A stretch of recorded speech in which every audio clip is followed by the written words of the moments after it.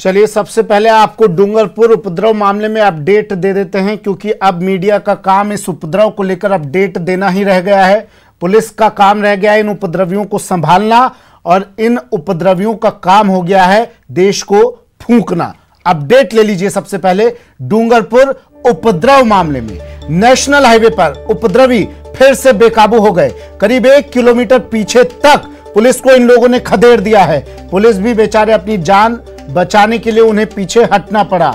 सिर्फ 500 की संख्या में यहां पर पुलिस बल मौजूद है और ये 2000 से भी ज्यादा, इसलिए पुलिस पर अपना जोर दिखा रहे हैं ये लोग। भुआली पेट्रोल पंप पर इन्होंने तोड़फोड़ की। उदयपुर पुलिस की लापरवाही भी इस दौरान सामने आई। डूंगरपुर पुलिस ने मोर्चा संभाल रखा है। हाईवे पर उपद्रवी पूरी तरह से बेकाबू हो चुके हैं। पुलिस ने ड्रोन मंगवाया इन उपद्रवियों पर नजर रखने के लिए। निगरानी ड्रोन के जरिए अब इन पर रखी जा रही है।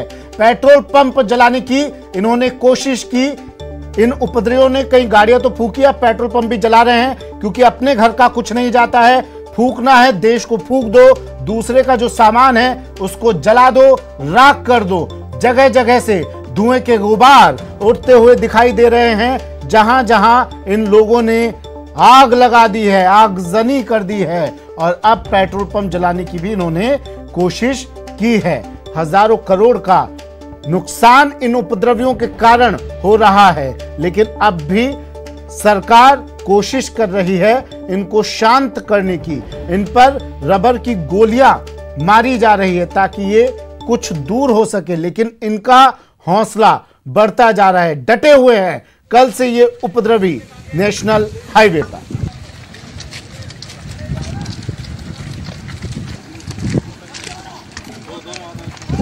एक्सक्लूसिव तस्वीरें टीवी स्क्रीन पर। नेशनल हाईवे पर उपद्रवी फिर से बेकाबू हुए और इन्हें संभालने के लिए पुलिस बल आगे बढ़ा, लेकिन फिर से इन्होंने पुलिस पर पथराव शुरू कर दिया और पुलिस कर्मियों को जो गिनती के वहां पर मौजूद हैं उन्हें अपनी जान बचाने के लिए वापस पीछे हटना पड़ा। ड्रोन मंगवाया गया है। ड्रोन से इन उपद्रवियों की हरकतों पर नजर रखने की कोशिश की जा रही है। वहां पर एक पेट्रोल पंप है, गाड़ियों को तो फूंक ही दिया इन्होंने, एक पेट्रोल पंप को भी जलाने की इन उपद्रवियों ने कोशिश की है। सवाल यही हालात सही है क्या, क्योंकि वो हाईवे पे आ जाते हैं, फिर उनको खदेड़ते हैं, वापस डूंगर पे चढ़ जाते हैं, तो फिर उतरते हैं, फिर वापस चढ़ जाते हैं। करीब लगभग 10-12 गाड़ियां जलाई। अभी क्या स्थिति से? अभी तो ठीक है, वैसे हालात तो सामान्य ही है, लेकिन फिर भी ये कभी नीचे उतर जाते हैं।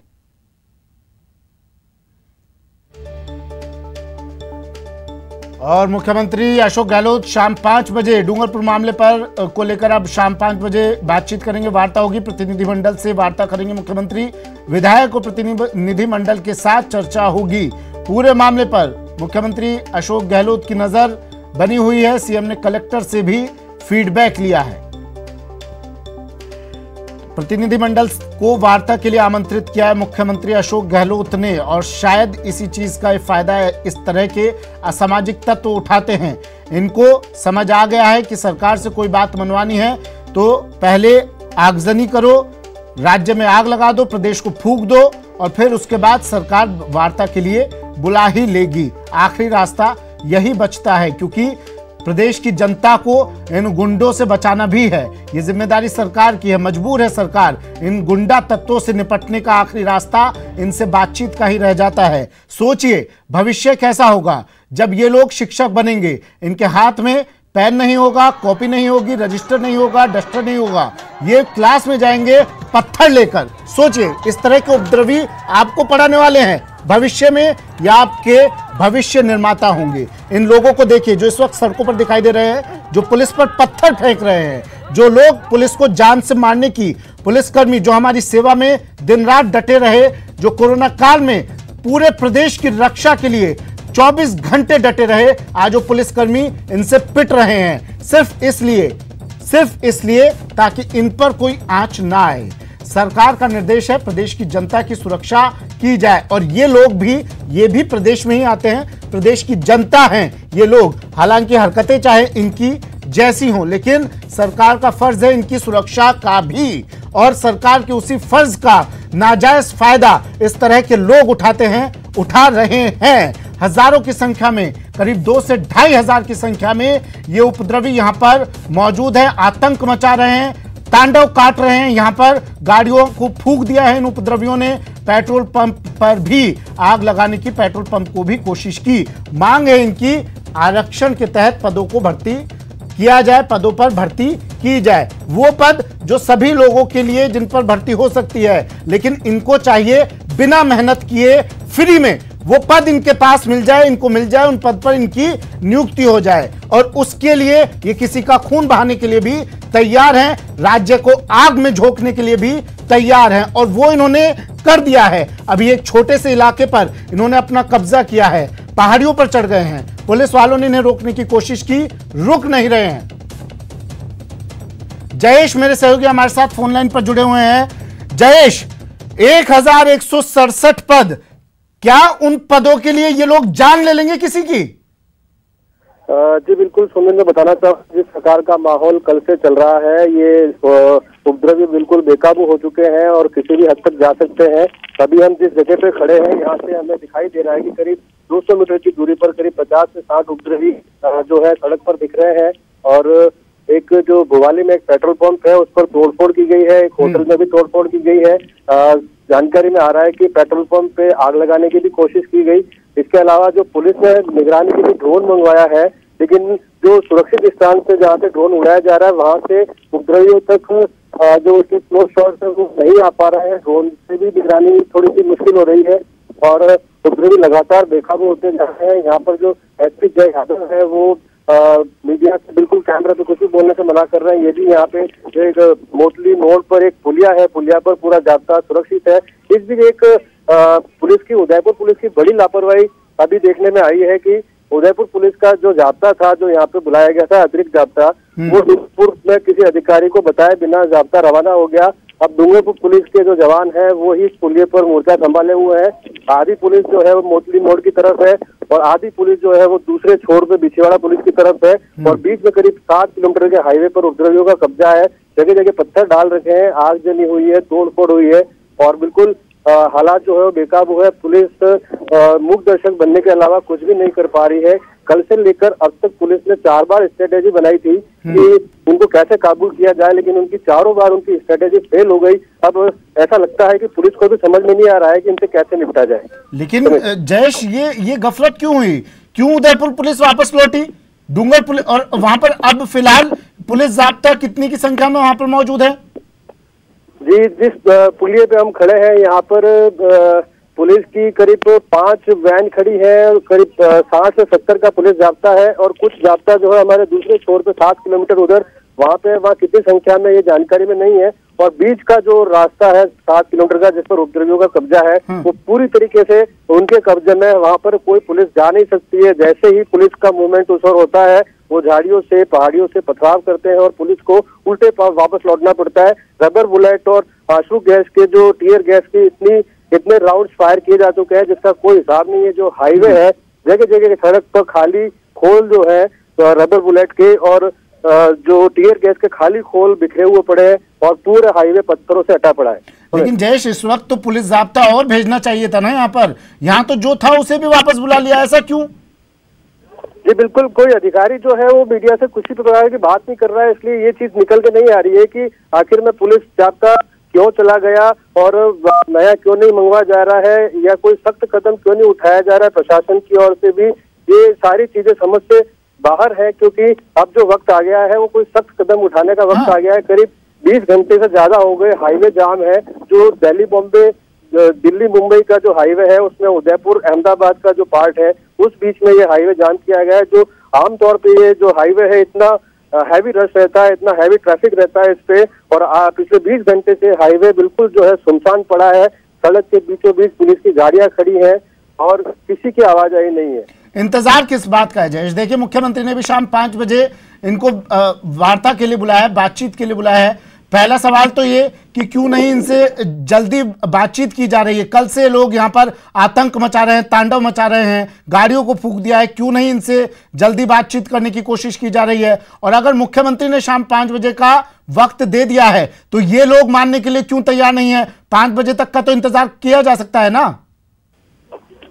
सुमित, भीड़ का कोई चेहरा नहीं होता, इनकी कोई लीडरशिप नहीं है, ये सब बेकाबू लोग हैं। इनका कोई भीड़ जब नियंत्रित होती है, जब उनका कोई नेता होता है या ऐसा कोई लीडरशिप होती है जो कह देती है कि भाई पीछे हट जाओ, लेकिन ये जो भीड़ है वो पूरे उदयपुर संभाग के जो टीएसपी जिले हैं वहां से जुटी है।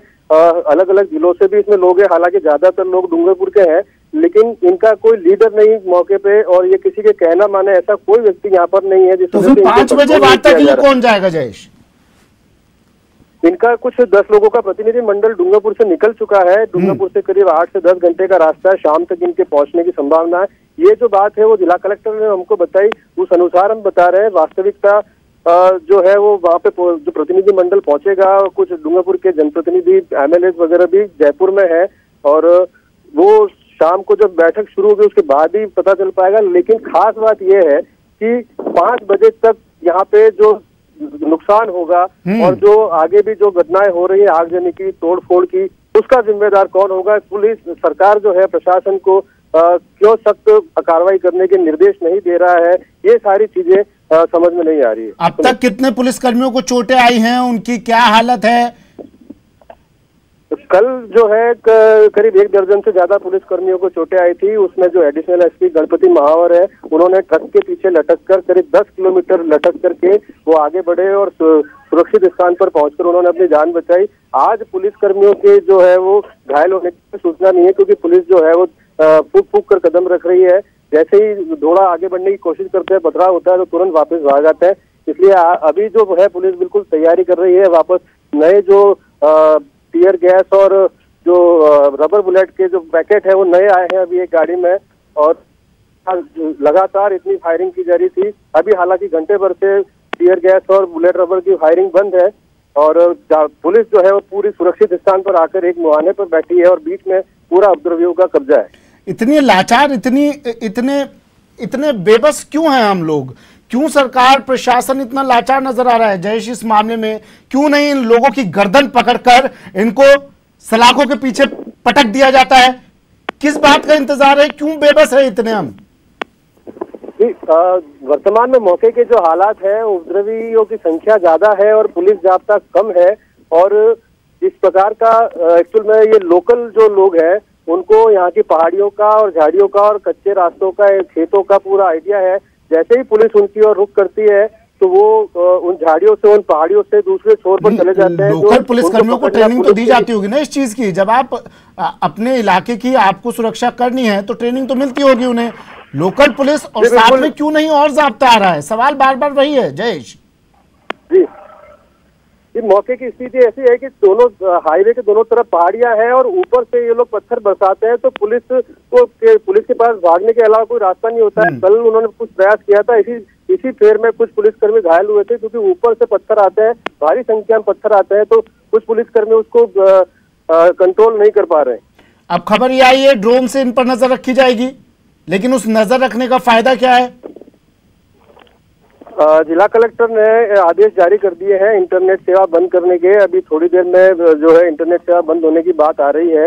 जिला कलेक्टर का यह मानना है कि जो व्हाट्सएप और सोशल मीडिया के जरिए जो भ्रम फैलाए जा रहे हैं, या इनका उपद्रवी जो है आपस में या कई अन्य जिलों से मैसेज के जरिए यहाँ पहुंच सकते हैं, उन सब पे रोक लगाने के लिए इंटरनेट सेवा बंद करने के लिए जिला कलेक्टर ने आदेश निकाले हैं। मतलब कुछ पदों पर अपनी मनमर्जी से पोस्टिंग के लिए, अपनी मनमर्जी की नियुक्ति के लिए ये लोग हंगामा कर रहे हैं। वो पद, जयेश इस बात को साफ कीजिएगा, वो पद जो सभी वर्गों के लिए सरकार ने रखे हैं, उन पदों पर ये लोग सिर्फ अपनी नियुक्ति चाहते हैं, दूसरे का हक मारकर अपनी नियुक्ति करवाना चाहते हैं और इसलिए हंगामा कर रहे हैं। ऐसा ही है ना? जी बिल्कुल। मैं आपको बता दूं, शिक्षक भर्ती 2018 में शिक्षकों के लिए 5431 पदों की नौकरी निकली थी, और टीएसपी एरिया की आरक्षण व्यवस्था जो है उसमें 45% जो है वो एसटी वर्ग का आरक्षण है, 5% एसटी का है, और 50% पदों पर ओपन कैटेगरी मानी गई है, जिसमें सभी वर्गों के जो अभ्यर्थी हैं उसमें भाग ले सकते हैं। अब अपन उस भर्ती की हम बात करें तो 50% ओपन कैटेगरी में जिन लोगों का चयन हुआ था, 2731 पद थे जो ओपन कैटेगरी के, उसमें से 1554 लोगों को नियुक्ति मिली। और इस कैटेगरी में जो पासिंग मार्क्स रखे गए थे वो 60% थे। 60% नंबर जिसके लाए उनका सिलेक्शन होना था, लेकिन सिर्फ 1554 ऐसे लोग थे जो 60% नंबर ला पाए थे। इसी कैटेगरी में बचे हुए जो 1761 पद है वो रिक्त रह गए। इस कैटेगरी की बात करें जो सामान्य वर्ग की है, 1554 लोग जो सेलेक्ट हुए, उसमें से भी 589 एसटी अभ्यर्थी हैं। इसके अलावा जो एसटी अभ्यर्थियों का उनका खुद का जो आरक्षण था, उसके हिसाब से उनके 2441 पद थे। अच्छा, एसटी वर्ग की जो कैटेगरी है उसमें उनके पासिंग मार्क्स 36% है। एसटी वर्ग के जो पासिंग मार्क्स है वो 36% है और ओपन कैटेगरी के पासिंग मार्क्स है वो 60% है। अब एसटी वर्ग के जो 2441 पद थे वो पूरे भर गए। ओपन कैटेगरी में जो पद भरे हैं उसमें से भी करीब 589 जो पद है वो एसटी अभ्यर्थियों ने हासिल कर ली। इस प्रकार से कुल एसटी अभ्यर्थियों की जो 5431 में से जो नियुक्ति की संख्या है वो 3000 से ज्यादा है। इसके बावजूद भी अब जो बचे हुए पद है वो एसटी वर्ग के अभ्यर्थी जो जिनको नियुक्ति नहीं मिली है उनके लिए मांग रहे हैं। शुक्रिया जयेश तमाम जानकारी के लिए।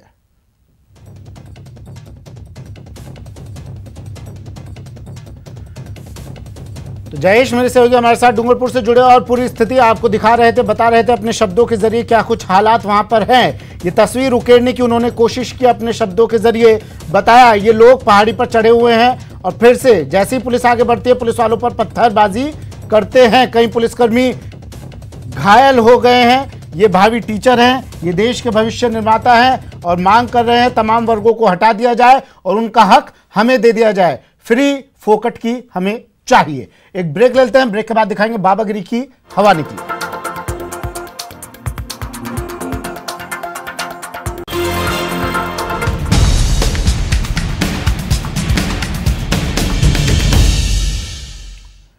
ब्रेक के बाद स्वागत है आपका और बड़ी खबर प्रदेश में आरक्षण को लेकर बाहरियों को आरक्षण नहीं मिलेगा। राजस्थान हाईकोर्ट का बड़ा फैसला, नौकरी और चुनाव में मूल निवासी को ही लाभ मिलेगा, बाहरी प्रदेश की बेटियों को भी लाभ नहीं मिलेगा, विस्थापितों को भी आरक्षण नहीं मिलेगा। बड़ी खबर इस वक्त की।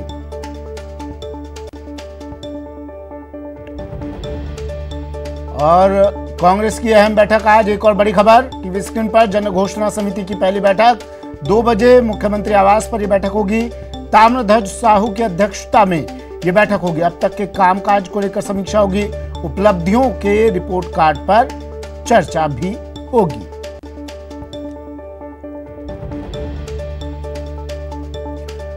और एक और बड़ी खबर, कृषि बिलों के विरोध में कांग्रेस की प्रेस कॉन्फ्रेंस आज दोपहर 12 बजे होगी। पीसीसी में ये प्रेस कॉन्फ्रेंस होगी। सीएम, पीसीसी चीफ इस दौरान मौजूद रहेंगे। इस प्रेस कॉन्फ्रेंस में कई बड़े नेता भी शामिल होंगे।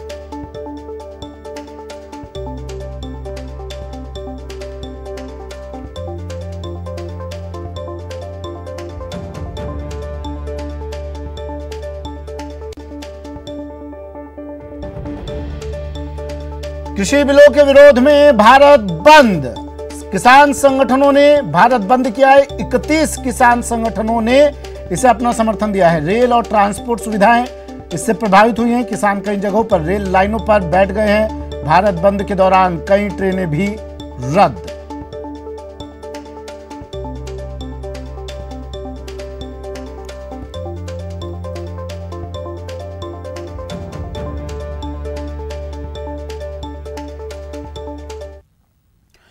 और ये खबर उन लोगों के लिए जो तंत्र मंत्र पर विश्वास करते हैं, बाबाओं के चंगुल में फंस जाते हैं। लेकिन बाबाओं का असली चेहरा क्या होता है, बाबागिरी का पर्दाफाश होता है तो क्या होता है, इस रिपोर्ट में देखिए।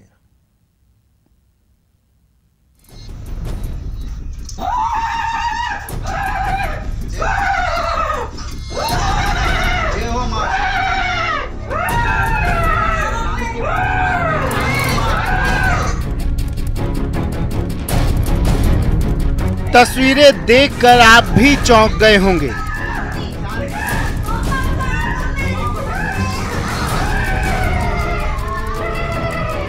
सोच रहे होंगे आखिर माजरा क्या है। हाथ में तलवार से ड्रामा और बच्ची से बेरहमी क्यों कर रहा है ये शख्स?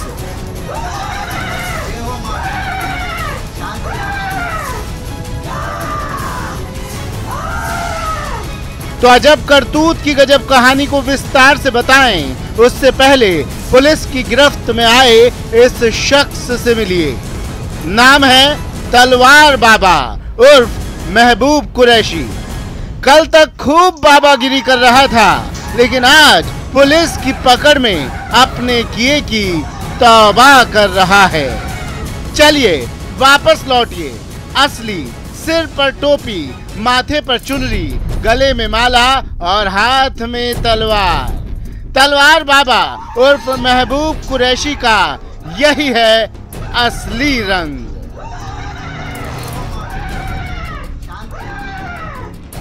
कारोबार है तंत्र मंत्र। बाबागिरी के लिए दूर दूर तक मशहूर है।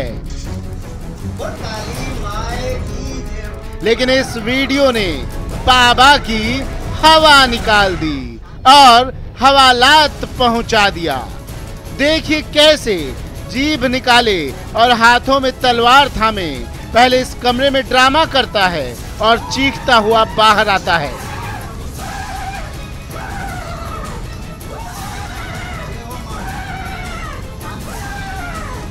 बच्ची को थप्पड़ मारता है और फिर उसकी गर्दन को पैर से दबाता है।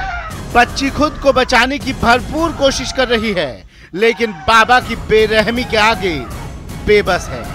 पीछे से शांति शांति की आवाज आ रही है।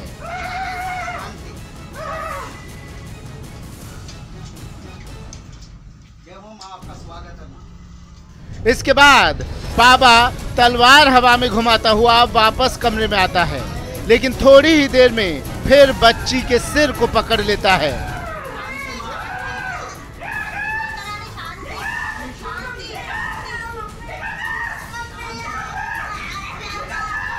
बच्ची अपनी मां को पुकार रही है, लेकिन मां तो मौन खड़ी है।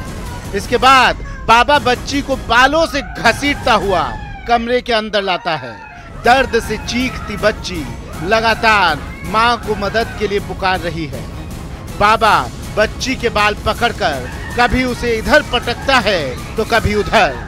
बच्ची दर्द से चीख रही है, लेकिन उसके दर्द को कोई महसूस करने वाला नहीं है।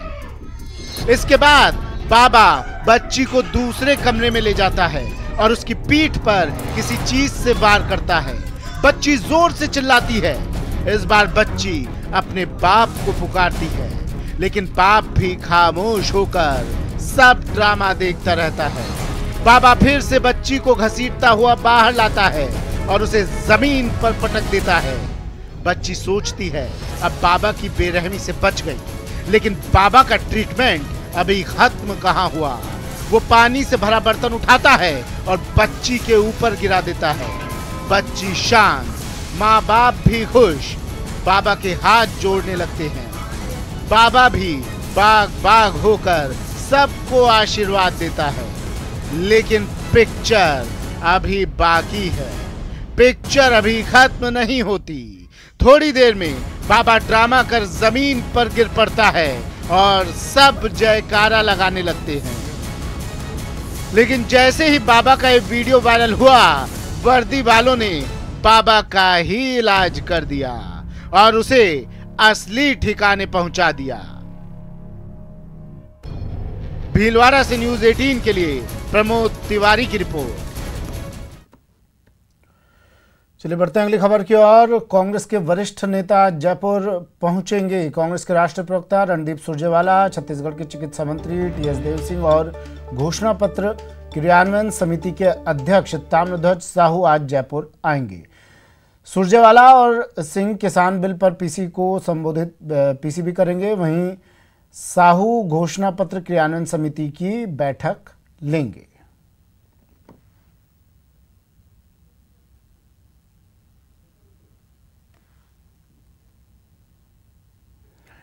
कांग्रेस के कई वरिष्ठ नेता आज जयपुर आने वाले हैं। रणदीप सुरजेवाला, टीएस देव सिंह और ताम्रध्वज साहू आज जयपुर पहुंचेंगे। रणदीप सुरजेवाला और टीएस देव सिंह जो छत्तीसगढ़ के चिकित्सा मंत्री हैं, वो किसान बिल पर प्रेस कॉन्फ्रेंस करेंगे, पत्रकारों से बातचीत करेंगे और ताम्रध्वज साहू घोषणा पत्र क्रियान्वयन समिति की बैठक लेंगे। सचिन मेरे सहयोगी हमारे साथ फोन लाइन पर जुड़ गए हैं। सचिन, क्या कार्यक्रम आज रहने वाला है इन तमाम नेताओं का? देखिए, रणदीप सुरजेवाला जो कि राष्ट्रीय प्रवक्ता हैं और इसके अलावा जो चिकित्सा मंत्री हैं टीएस देव सिंह, वो दोनों जो कांग्रेस बिल आया है जिसको लेकर कांग्रेस विरोध कर रही है, किसान बिल माफ कीजिएगा, उसको लेकर पीसीसी में एक प्रेस कॉन्फ्रेंस रखी गई है। उस प्रेस कॉन्फ्रेंस को संबोधित करने के लिए यहाँ पहुंचे हैं।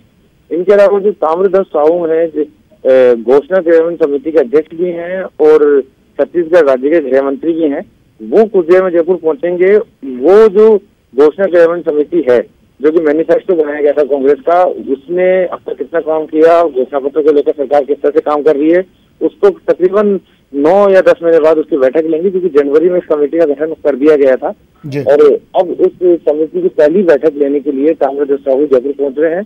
ये राहुल किला से जयपुर आ रहे हैं, ऐसे में इनके फ्लाइट का आने में थोड़ा समय है और यही वजह है कि रणदीप सुरजेवाला और जो टीएस देव सिंह है वो थोड़ी इंतजार करते हैं। लेकिन फिलहाल आप देखिए कि आपको तस्वीरें दिखाई देंगी। ठीक है, शुक्रिया सचिन तमाम जानकारी के लिए।